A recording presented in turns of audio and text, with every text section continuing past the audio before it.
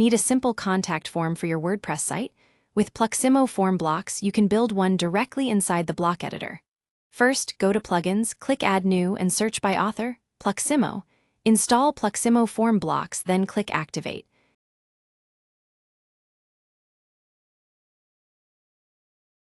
Now create a new page and name it Contact. Click the block inserter and add the form wrapper block. Pluximo adds a ready-to-use contact form layout. You can edit the field labels, add more fields, or keep the default form if you just need something simple. Publish the page, then view it on the front end. Your visitors can now send messages through the form. If someone misses a required field or enters an invalid email address, the form shows a clear message so they can fix it. New submissions are saved in your WordPress dashboard under Form Entries, so you can review messages anytime.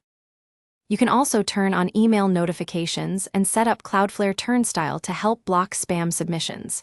That is it, a clean contact form built in Gutenberg with validation, spam protection, and saved entries. If you need help, open a support thread on the plugin page and we will help you out. Thanks for watching.